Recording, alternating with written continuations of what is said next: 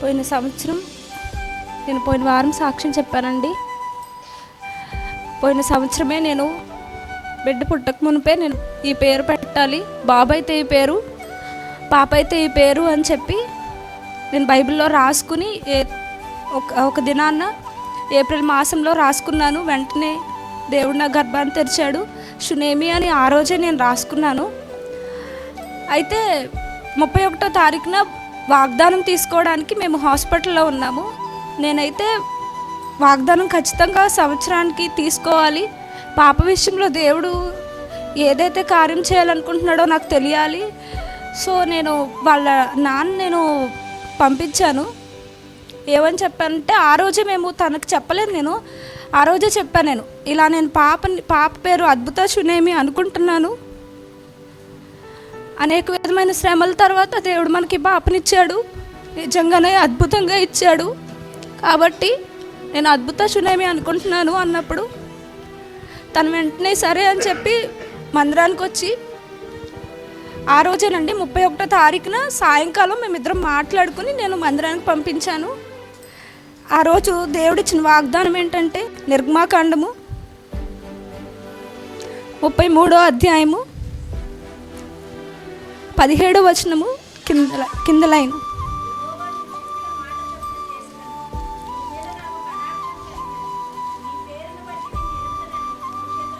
నీ పేరుని బట్టి నిన్ను ఎరుగుదును అని మోషేతో చెప్పగా ఇక్కడ పేరుని, ఈ వాగ్దానంలో పేరుని హైలైట్ చేశాడు. ఇక ఆ రోజే పేరు పెట్టుకున్నాము. ఆ రోజే నీ పేరుని బట్టి నేను ఎరుగుదును అని వాక్యం మాట్లాడినప్పుడు నాకు చాలా సంతోషం వేసింది. నాకు అనిపించింది వెంటనే దేవుడు ఏ కష్టం వచ్చినా ఖచ్చితంగా దేవుడే చూసుకుంటాడేమో, అయితే నేను ఏడవసరం లేదు అని చెప్పి అనుకున్నాను. మొన్న బుధవారం నుంచి స్టార్ట్ చేసిందండి పాప ఏడవడం. ఎందుకు ఏడుస్తుందో తెలియదు, అసలు పడుకోవట్లేదు, గొంతు పోతుంది, అసలు ఏడవదు, స్నానం చేయించినా ఏడవదు, అలాంటిది గొంతు పోతుంది. మాకు ఏం చేయాలో తెలియట్లేదు. గురువారం హాస్పిటల్కి నేను తీసుకెళ్ళినప్పుడు డాక్టర్ ఫీవర్ లేదు, అలా అని కడుపులో నొప్పి కూడా లేదు అని అన్నారు. అయితే పాప పడుకున్నప్పుడు వెంటనే పాప చెవుల మీద ఇలాగ టచ్ చేశారు. టచ్ చేయగానే పాప గట్టిగా ఏడవడం స్టార్ట్ చేసింది. మళ్ళీ అసలు నేనైతే ఆపడం నా వల్ల కావట్లేదు. కానీ మళ్ళీ డాక్టర్ ఏం చెప్పారంటే బాగా గుక్క పట్టేస్తుంది కదమ్మా, సో కలర్ మారిపోతుంది, నువ్వు ఈకో చేయించు ఒకసారి అని చెప్పి హాస్పిటల్లో ఈకో చేయించమని హార్ట్ డాక్టర్ దగ్గర తీసుకెళ్ళు అని చెప్పి రమేష్ హాస్పిటల్కి తీసుకెళ్ళానండి. ఈకో చేశారు. ఈకో చేస్తున్నప్పుడు కూడా నాకైతే ఒకటే ధైర్యం, దేవుడు చూస్తున్నాడు ప్రతిదీ అని చెప్పి. అక్కడ ఈకో చేస్తున్న అమ్మాయి చూసి సార్ని మళ్ళీ ఇంకో వాళ్ళ సార్ని పిలుచుకొచ్చి మళ్ళీ ఇద్దరు చూశారు డాక్టర్లు. అక్కడ చూసి నాకు రిపోర్ట్ ఇచ్చారు.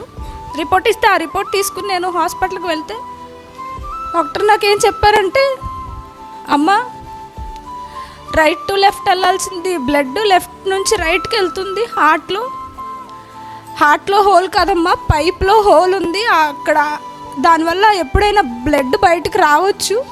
పాప ఏడ్చినప్పుడు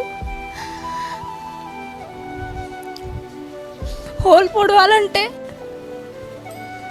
మెడిసిన్తో అవుతుంది, కానీ కెథటరైజేషన్ చేస్తాము, లేకపోతే ఏదో పిన్ పంపి లోపలికి, ఆ ప్రాసెస్ అంతా చెప్తున్నారు కానీ నా వల్ల అవ్వట్లేదు. నేనే ఉన్నాం అక్కడ. చెప్పి బయటికి పంపించేశారు. విజయవాడ తీసుకెళ్ళండి పాపనని చెప్పారు. నేను ఎక్కడి నుంచైనా ఒక ధైర్యం వస్తుందేమో అని చెప్పి రిపోర్ట్స్ ఆ రోజు గురువారం సాయంకాలం అందరికీ పెడుతున్నాను. ఎవరైనా ఇది కాదు అని ఎవరైనా చెప్తారేమో అని చెప్పి నయోమతికి పెట్టాను, మాకు తెలిసిన అన్నయ్యకి పెట్టాను, మా అన్నయ్యకి పెట్టాను. అందరూ ఒకటే చెప్తున్నారు కానీ ఒక్కడైనా ఇది కాదని చెప్తారేమో అని చెప్పి అపాయింట్మెంట్ తీసుకుని వెళ్ళాలి. సరే వెళ్ళాము. వెళ్తున్నప్పుడు కూడా నేను అప్పటి వరకు సేవకులకి నయం వదిన ఫోన్ చేసి పొద్దున చెప్పిందంట వదినకి కూడా ఈ సిచ్యువేషను ఇలా ఉంది పాపకి అని చెప్పి. నాకు ఒకటే ధైర్యం, దేవుడి పేరుని బట్టి జ్ఞాపకం చేసుకుంటానన్నాడు. సేవకులకు ఫోన్ చేసి నేను హాస్పిటల్కి రెడీ అయ్యాను. సేవకులు ప్రార్థనలో ఒక మాట పలికారు, అద్భుత సునేమి అని పెట్టాము పేరు. ఈ పాప జీవితంలో అద్భుతం చేయండి ప్రభు అని.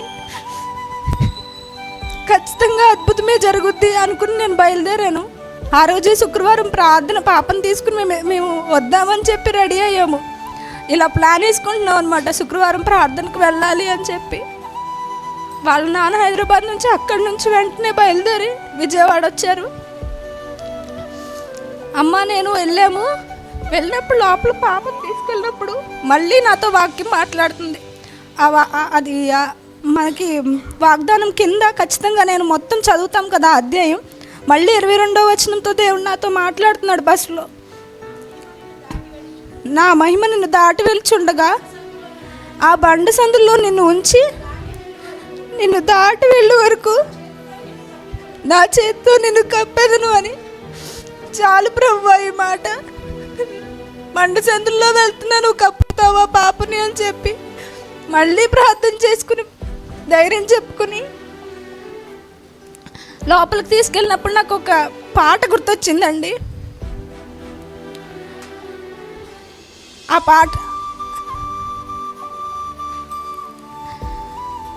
యూదా స్తుతి గోత్రపు సింహమా యేసయ్యా నా ఆత్మీయ ప్రగతిని స్వాధీనమా నీవే కదా నా ఆరాధనా, నీవే కదా నా ఆరాధనా, ఆరాధన స్తుతి ఆరాధనా, ఆరాధన స్తుతి ఆరాధనా.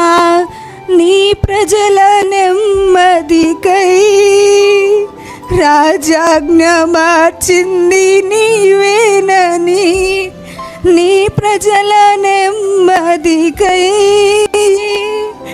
రాజాజ్ఞ మార్చింది నీవేనని. అహమును అనచి అధికారులను, అహమును అనచి అధికారులను అదముల చేసిన నీకు అసాధ్యమైనది ఏమున్నది, అసాధ్యమైనది ఏమున్నది, అసాధ్యమైనది ఏమున్నది, అసాధ్యమైనది ఏమున్నది. ఇదొక్క పాటతో నేను అక్కడ శృతించుకుంటూ ఉన్నాను. డాక్టర్ నన్ను మళ్ళీ పిలిచారు. స్కాన్కి పాప సహకరించట్లేదమ్మా, నువ్వు ఉండు పాలివ్వు అని చెప్పి పాపను పడుకోబెట్టారు. ఒక ఆవిడ టెస్ట్ చేస్తుంది, ఏం కనపడట్లేదమ్మా అని చెప్తున్నారు. మళ్ళీ డాక్టర్ వచ్చాడు, ఇంకో డాక్టర్. వాళ్ళిద్దరు డిస్కస్ చేసుకుంటుంది ఏంటంటే, ఏం కనపడట్లేదు, నువ్వు చెప్పింది ఏమి ఇందులో లేదు, వాళ్ళు ఇచ్చిన రిపోర్ట్ వేరు, మేము ఇచ్చే రిపోర్ట్ వేరు అని నా చేతిలో నుంచి ఆ రిపోర్టే తీసేసి కొత్త రిపోర్ట్తో నార్మల్ రిపోర్ట్ నా చేతికి ఇచ్చారండి. నిజంగానే దేవునికి అసాధ్యమైనది ఏది లేదు. రిపోర్ట్లనే మార్చగల దేవుడు. నేను బయటకు వచ్చి మా అన్నయ్య కార్డియాలజీ చేశాడు, అన్నయ్యకి ఫోన్ చేసి చెప్పాను. నేను చెప్తే అన్నయ్య అంటున్నాడు, 15 రోజుల్లో పాప ఎదుగుద్ది, అప్పుడు పూడిపోయిందంటే నమ్మొచ్చు. ఒక్క నైట్కి ఏదో మిరాకిలే జరిగింది. నిజంగానే పాప జీవితంలో అద్భుతమే జరిగిందండి. నేను అందరికీ చెప్పాను, నయమోదను కూడా అక్కడ వాళ్ళతో తన కొలీగ్స్తో చెప్తుంది పాప జీవితంలో ఎంత అద్భుతమా అని. ఒక్క శుక్రవారం ప్రార్థన ఎంతో గట్టిదండి. ఇక్కడ ప్రార్థన చేస్తున్నారు, అక్కడ నా పాపకి దూపంగా దేవుడి దగ్గరికి వెళ్ళింది అది. అలాగే సేవకులు ప్రార్థన బట్టి నా ప్రత్యేకమైన వందనాలు తెలుపుకుంటున్నాను. వాక్యం మీద నడిచాను, మరలా వాక్యమే ఆదరణగా నిలిచింది. చిన్న సాక్ష్యం దేవుడు దీవించి ఆశీర్వదించును గాక. పాప కోసం మీరు అందరూ ప్రార్థన చేయండి.